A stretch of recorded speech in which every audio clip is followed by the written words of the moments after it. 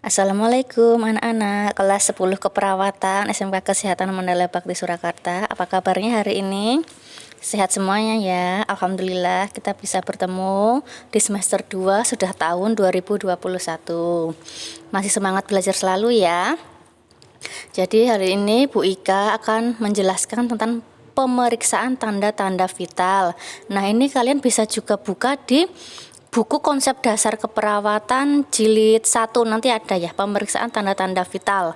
Semua sudah punya buku paketnya, nanti dilihat di KDK konsep dasar keperawatan jilid 1. Nah, sebelum kita mulai pelajaran hari ini, ada baiknya kita berdoa dulu bersama-sama. Berdoa dipersilahkan.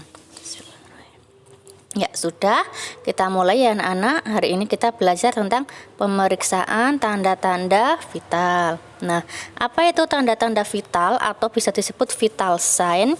Yaitu adalah ukuran statistik berbagai fisiologis yang digunakan untuk membantu menentukan status kesehatan seseorang.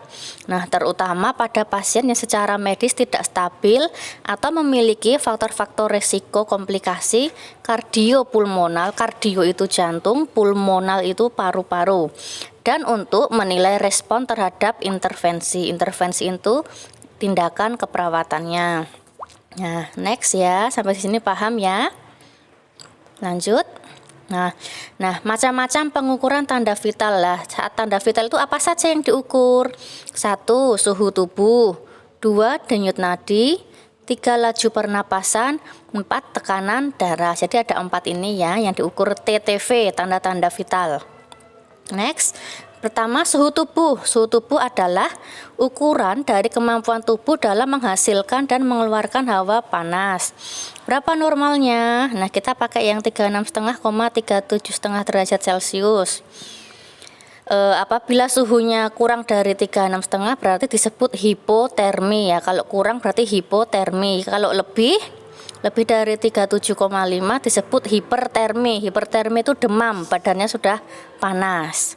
Nah, alat untuk mengukur suhu apa kemarin yang sudah belajar? Namanya termometer. Semua punya ya termometer. Sekarang mudah didapatkan, dibeli di apotek ada.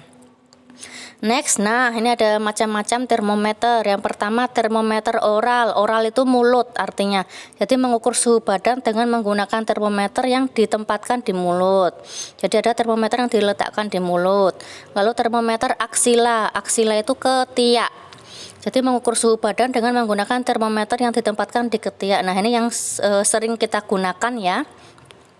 Lalu termometer rektal. Rektal itu apa? Rektal itu anus, dubur. Jadi mengukur suhu badan dengan menggunakan termometer yang ditempatkan di rektal atau anus, di dubur itu ya. Sampai sini paham? Kita lanjut. Nah, yang kedua tadi setelah suhu tubuh apa yang diukur tanda-tanda vitalnya? Ada denyut nadi. Nah, denyut nadi itu menggambarkan frekuensi arteri pembuluh darah bersih yang mengembang dan berkontraksi dalam 1 menit sebagai respon terhadap detak jantung. Nah, melalui denyut nadi ini kita bisa mengetahui detak jantung, irama jantungnya hingga kekuatan jantung. Sehingga memeriksa denyut nadi bisa menjadi tanda apakah jantung bekerja dengan baik atau tidak. Sampai sini paham ya? Kita lanjut. Nah, di mana kita bisa memeriksa denyut nadi? Denyut nadi bisa nih seperti gambar di pergelangan tangan. Ini namanya arteri radialis. Yang pergelangan tangan ini sejajar dengan jempol ini. Nah, kita luruskan dari jempol sampai ke pergelangan tangan ini, kita raba pelan-pelan. Nanti akan ada denyut nadinya seperti gambar ini. Yang kedua ada arteri brachialis. Nah, brachialis itu pada siku bagian dalam.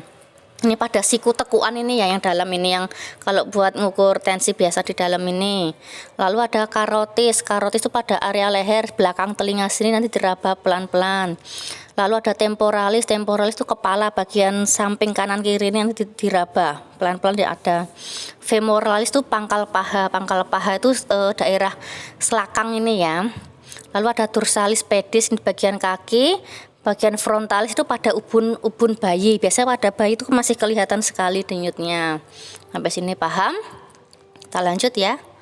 Nah, berapa nilai normal denyut nadi? Nah, pada orang dewasa normalnya adalah 60 sampai 100 kali per menit. Nah, kalau kurang dari 60 kali per menit berarti disebut bradikardi. Nah, kalau denyut nadinya lebih dari 100 kali per menit disebut takikardi. Nah, dihafalkan ya, semua harus hafal. Bisa ya, kita lanjut. Nah, yang ketiga tadi sudah suhu, denyut nadi, lalu ketiga laju pernapasan. Apa itu laju pernapasan? Yaitu frekuensi proses inspirasi. Inspirasi saat kita menghirup udara, menghirup oksigen, menarik napas. Dan ekspirasi. Ekspirasi saat mengeluarkan karbon dioksida saat kita menghembuskan. Kita tarik. Nah, kita keluarkan dalam satuan waktu per menit. Nah, 1 menit itu berapa normalnya? Untuk normalnya pernapasan adalah 16 sampai 24 kali per menit. Apabila pernapasannya lebih dari normal, lebih dari 24 kali, berarti disebut takipnea. Ini ya. Lalu apabila kurang dari normal, yaitu kurang dari 16, disebut bradipnea. Sampai sini paham ya? Kalian hafalkan ya istilah-istilah ini semua, nanti harus hafal. Nilai normalnya berapa? Apabila kurang dari normal atau lebih dari normal itu namanya apa? Kalian harus hafal. Next. Nah, terakhir tekanan darah. Tadi sudah suhu, denyut, pernapasan. Sekarang tekanan darah. Tekanan darah adalah gaya atau dorongan darah ke dinding arteri saat darah dipompa keluar dari jantung ke seluruh tubuh. Ini menurut Palmer tahun 2007. Nah, tekanan darah dapat diukur dengan alat yang namanya sphygmomanometer atau tensi. Itu kalian sudah punya semua kan? Nah, itu nama istilah medisnya sphygmomanometer. Dan stetoskop, kita juga pakai stetoskop untuk mengukur denyutnya. Sampai sini paham? Semua sudah punya kan alat untuk mengukur tekanan darah? Lanjut, berapa nilai normalnya? Nah, secara umum untuk orang dewasa yaitu 90/60 mmHg hingga 120/80 mmHg. Apabila tekanan darahnya kurang dari 90 atau kurang dari 60, ini bawahnya, itu disebut hipotensi. Apabila lebih dari 120 atau lebih dari 80, untuk batas bawahnya disebut hipertensi. Jadi normalnya 90/60 sampai 120/80. Apabila kurang dari ini 90/60 disebut hipotensi. Apabila lebih dari 120/80 disebut hipertensi. Nah, secara umum kita pakai yang ini dulu ya. Nanti apabila ada perkembangan ilmu akan kita jelaskan. Sampai di sini paham semuanya?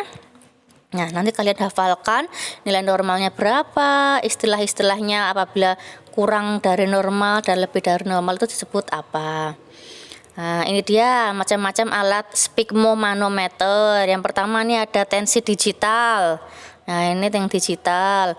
Yang bawah ini ada aneroid. Ini yang kalian punya ya. Yang jarum kalian semua punya. Nah, kalau yang besar ini namanya tensimeter merkuri atau air raksa, tensi raksa.